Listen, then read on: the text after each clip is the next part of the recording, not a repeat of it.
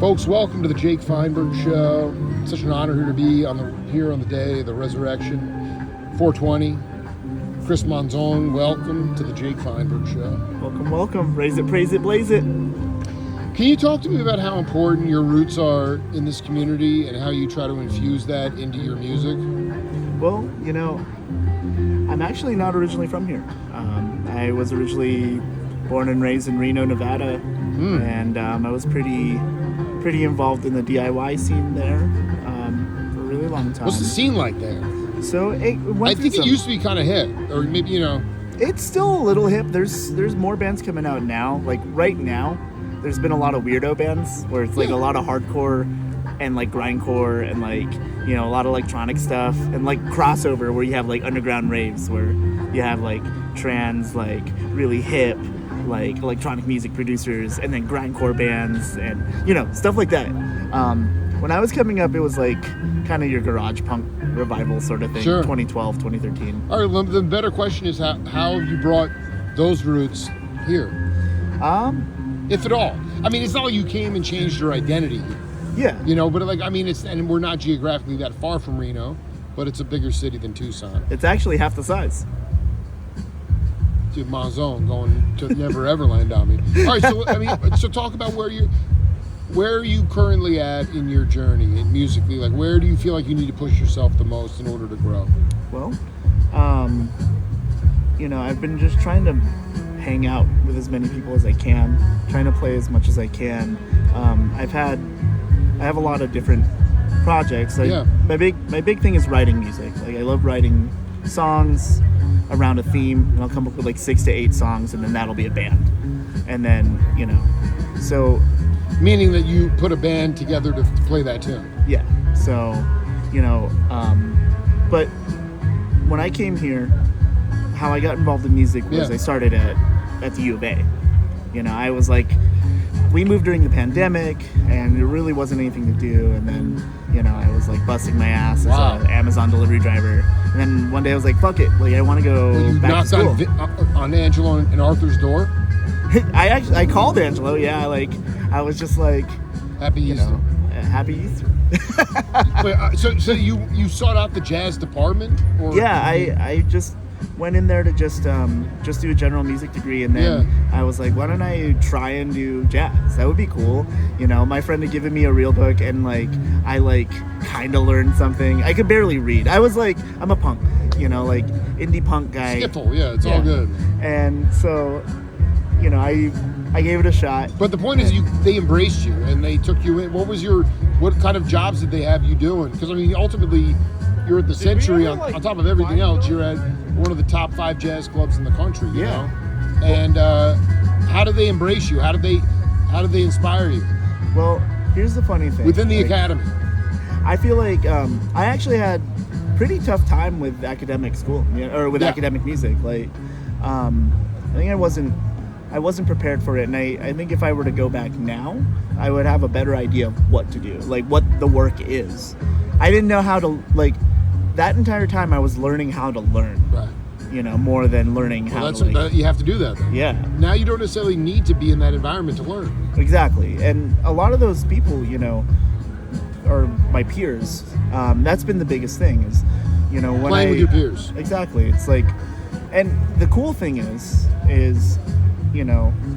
what I found when I came here was that the jazz kids were very much indie DIY kids. It was like, I called Colin for a gig. I called Kenji so for a gig. DIY. Like, it's fun to play with like Ryan Wheelis. It's fun to, like all these kids who are like some of the most killing players they like ever. I mean, ever. I was intimidated. But like they're so kind and they're so cool and they're so down to try stuff that I was really lucky in getting to grab these like indie rock, like songs and give them to the most killing players imaginable and get to like play like really awesome, incredible shows. I want to ask you, this is a really important question. Like, you get the killer players to play indie rock songs, right? Yeah.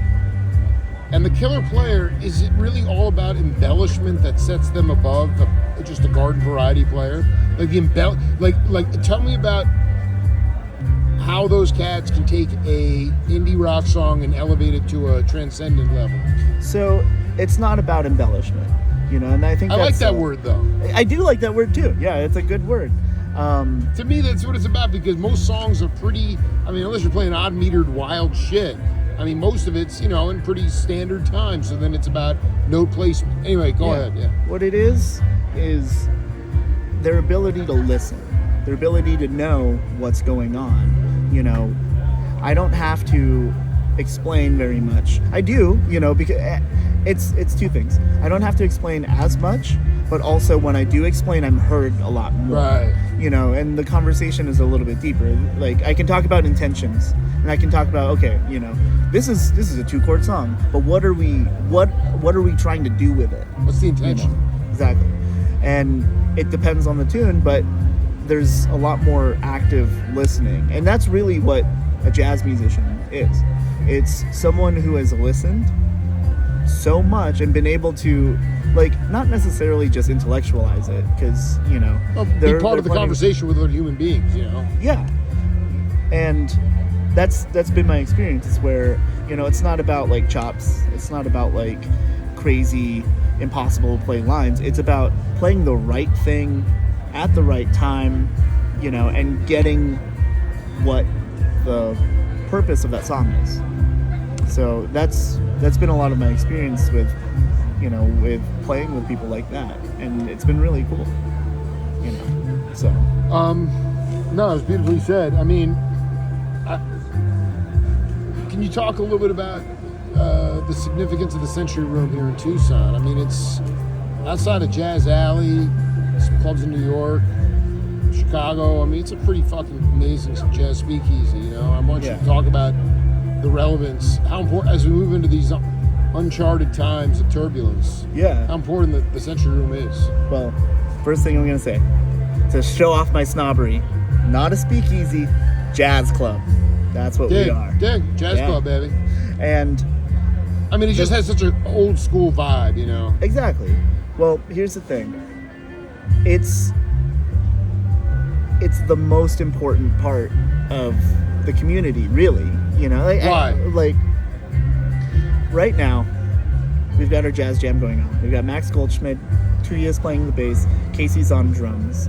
I don't remember who else is with him right now. I know that was who I saw. Trying to keep the lineage alive. Well, these are people who have known each other, who've come up. A lot of them came up through the TJI. A lot of them went to the U of A. A lot of them gig. There's a difference between playing a show in the Century Room and gigging.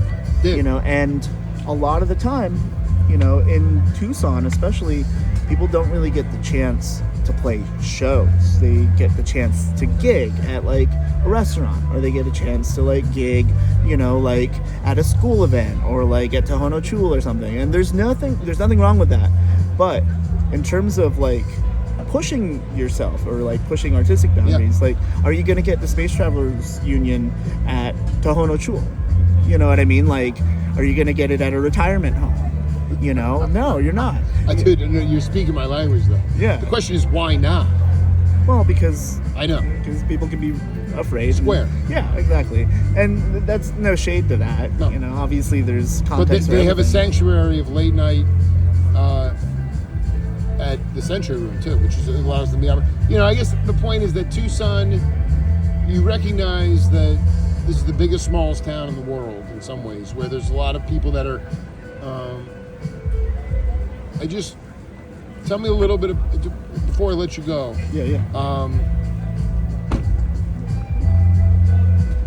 Where are we headed as a civilization at this point? Where are we headed as a civilization? How important is music as a healing force in the world today? When I was first married, had kids, Obama was in office, it seemed like we were moving in some sort of functional direction. Now it's completely broken down. Yeah. And I just want, more to the point, how do you recognize your significance as a healer in this time? Well, I don't want to give myself too much credit. I just musicians want to be a in general. homie. The community the community we love, Yeah. Well, if I'm gonna be honest, and I'm gonna be yeah, please. I think that we're most likely headed towards some sort of inevitable collapse. And the way that things have been going, especially lately, it's like it's gonna happen. You know, maybe it's the next 30 to 50 years, maybe it's 100 years or something. But at the very least, in the United States of America, I don't really see it happening. You know, like It's not happening. it's not happening, and It's not the happening place, dude. this was unfortunately, Yes. in my opinion, always going to happen. It's just how this thing works. You know, you build something based on as much money as you can get, as much money. So what is eventually your run out. purpose right now?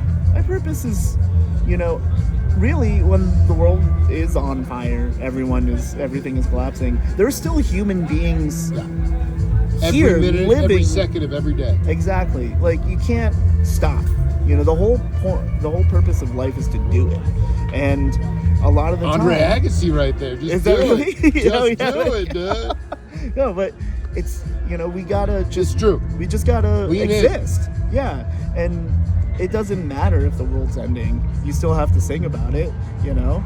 So that's it. Chris Monzon, man. Let's have a ball tonight, man. It was such an honor to talk to you. We'll do it again. Rock and roll. All right. It's the Jake Feinberg Show. See you later.